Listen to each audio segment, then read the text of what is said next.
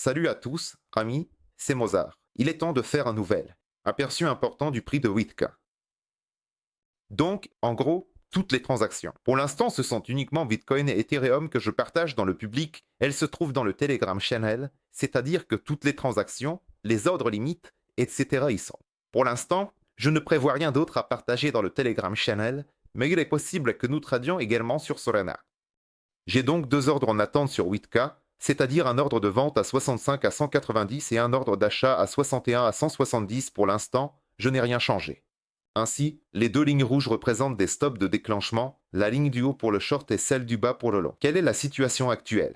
La situation devient très intéressante. Dans cette vidéo, il n'y a que de la technique, sans blockchain. J'ai brièvement parlé de la blockchain sur le Telegram Channel aujourd'hui. Vous pouvez lire la situation, bien qu'il y ait beaucoup plus d'intéressant, je le donnerai plus tard. Alors, regardez, nous sommes embrouillés avec ces moyennes mobiles principales 50, 100, 200. Et maintenant, nous faisons pression et essayons de franchir le 200 moving average par le bas. D'ailleurs, si l'on y prête attention, nous touchons également la limite supérieure de ce canal orange descendant. Nous y touchons une fois de plus. 1, 2, 3, 4, 5, 6, 7. Cela fait déjà la 8e fois. La limite supérieure que nous n'avons pas pu franchir pendant 6 mois, cette limite. Maintenant, nous commençons à nouveau à nous y heurter. La frontière elle-même se situe un peu plus haut. C'est précisément pour cette raison que j'ai un ordre limite pour une position courte là-bas. Si jamais ils essaient de le percer, nous verrons quel sera ce percement. Réussi, raté, et ainsi de suite. Fort, pas fort. Mais il est déjà visible qu'il y a une divergence, qui se forme sur le graphique en 4 heures. C'est un graphique en 4 heures pour le pied. Voici la divergence, 1, 2, 3. 3 sommets croissants, tandis que nous avons, disons, 3 sommets décroissants sur le RSI, bien que cela ressemble plus à une plateau. Et c'est la même chose sur le MACD, c'est-à-dire qu'en principe, oui, la situation est celle d'un retournement baissière si l'on se base uniquement sur les indicateurs. Et on dirait que, de plus, avec la moyenne mobile à 2 cents, ça va probablement faire un repli, au moins quelque part par ici. Plus près du niveau 60, là où j'ai placé un ordre limite pour un long. Tout cela semble en effet vrai. C'est simple, ce n'est pas une chute, pas un dump, c'est juste un petit repli pour, par exemple, faire une nouvelle tentative. Voilà. Et je vais le dire tout de suite, cela peut vraiment arriver. C'est-à-dire que demain, il me semble, les données sur le GDP des US vont sortir, et si rien d'extraordinaire ne se produit, il pourrait y avoir un repli, je ne sais pas. C'est-à-dire que la chance n'est pas négligeable, je le dis tout de suite. Mais en même temps, qu'avons-nous d'autre? Cette consolidation que nous voyons actuellement, ces retraits inverses, ils sont rachetés et rachetés même sur des volumes, parfois.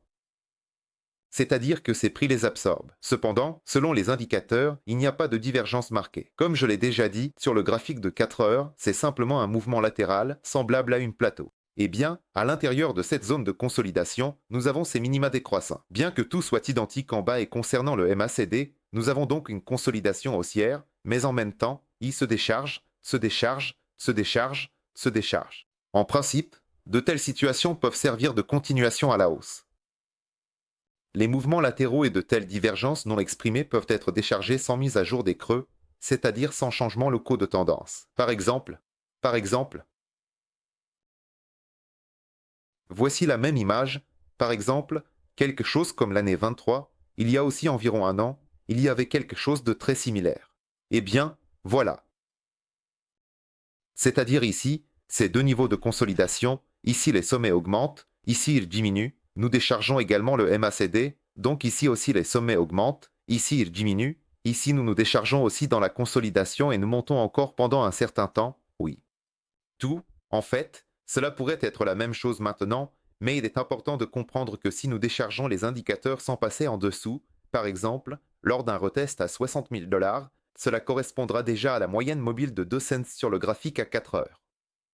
Si nous nous déchargeons ainsi, que nous restons un moment, et que nous décollons vers le haut, alors ce vol vers le haut sera puissant, il sera vraiment très fort, à peu près comme cela a été il y a un an, en novembre. Et à quel point cela peut-il être fort? Eh bien, ici, en fait, c'est une figure de retournement, je prends son objectif au minimum. Au minimum. Et voilà, elle s'en va à environ 75 000 $. Mise à jour du sommet de mars. Sommet du 14 mars de cette année. Et de plus, je vous le dis tout de suite, je pense que le prix ira là-bas. De toute façon. Il est possible qu'il y ait un repli vers 60 ou peut-être même un peu en dessous, puis une remontée. Ou bien nous resterons ici un moment avant de décoller vers le haut. Voilà. Je pense que, de toute façon, ce chiffre est inévitable. Eh bien, de mon point de vue, bien sûr, je peux me tromper, mais tout semble vraiment converger, tant du point de vue technique que du blockchain. Et en ce qui concerne les timings, d'ailleurs, cela commence aussi à converger. Donc, quelle conclusion tirer de cette situation? Pour l'instant, je ne parle que de Bitcoin. Pourquoi mettrais-je l'accent là-dessus? Parce qu'il semble que la domination a commencé à diminuer. Ces derniers jours, cette moyenne quotidienne de domination est en baisse depuis le 19 septembre. Mais les altcoins commencent à être tirés doucement. Vous le voyez, voilà. C'est pourquoi je ne change pas encore mes ordres limites. Dans quel but? Short, si on atteint 65 à 190, cela sera la limite supérieure de ce canal orange. C'est-à-dire que cela pourrait être un faux breakout, compte tenu de la divergence triple actuelle sur le graphique à 4 heures et d'un retour rapide vers le bas, et cela pourrait aller vers un retest à 60, où en principe la limite opposée est le take profit. J'en ai également parlé dans le Telegram Channel, que le take profit est simplement la limite opposée, où nous allons directement vers un retest ici à 60, peut-être même à 59. Ou 58,5. Mon stop est à 57,7 cents, et si le prix se maintient en dessous de la ligne rouge sur la clôture quotidienne, je prends une position longue et j'attends. Un retour à 65. Cependant, si je vois une forte sortie, une bougie forte sur le graphique quotidien avec un bon volume, c'est-à-dire vraiment au-dessus de R3 avec le pivot mensuel, si nous avons le temps ce mois-ci, sinon le mois prochain. Je ne vais pas attendre le stop, je fermerai cette transaction plus tôt. C'est-à-dire, eh bien, pour une perte moindre. De toute façon, je ne mettrai pas ce short si je n'avais rien à protéger. C'est-à-dire, vous savez, j'ai un grand portefeuille long, et toute opportunité, même potentiellement minime, je vais l'utiliser maintenant pour me protéger. Parce que si une correction se produit, cela me fera plus mal si je le fais sans position courte. C'est tout ce qui concerne le Bitcoin. Voilà, il n'y a rien de plus ici. Pour l'Ethereum, j'ai déjà tout écrit dans le Telegram Channel. Maintenant, passons aux altcoins intéressants. Total 3. La capitalisation des altcoins sans Bitcoin et sans Ethereum reste. Exactement le même objectif de 620 milliards de dollars. Auparavant, en août, nous avons essayé de franchir ce seuil, mais nous n'avons pas réussi à nous établir au-dessus de la barre des 620 milliards de dollars. Actuellement, une nouvelle tentative est en cours. Aujourd'hui, nous avons de nouveau essayé de la percer, mais nous ne pouvons pas encore nous stabiliser au-dessus. Ce qui est le plus important et souhaitable, c'est que la stabilisation ne soit pas sur le graphique journalier, mais sur le graphique hebdomadaire, sur le TF hebdomadaire. Alors, la même chose sera formée, une figure de retournement, un double fond avec des objectifs pour total 3, je prends au minimum, sur les corps, pas sur les mises à jour, mais sur la fermeture de tout le GATT, quand les missiles iraniens ont été tirés sur Israël. 12 à 13 avril, ici c'est l'objectif minimum. Halt, et bien pour le total 3, pour tout halt au total. Certaines d'entre elles iront plus vite, d'autres moins, mais au total. C'est à peu près ça. C'est pour le minimum. Si je prends au maximum, avec le mesh du 5 août, je pense que tout cela va déjà, oui, aussi sur le nouveau sommet de mars, le sommet de mars, le sommet d'avril, c'est-à-dire à 780 milliards de dollars. Au minimum, je m'attends à ce que l'objectif soit ici, c'est-à-dire environ 7 cents à 7 cents 20. C'est ici que je vais prendre la décision de ce que je vais faire ensuite avec l'altcoin. Ici, il y aura déjà un bon profit, compte tenu de tous les derniers ajouts que j'ai réalisés tant dans les canaux publics que dans les Telegram Channel.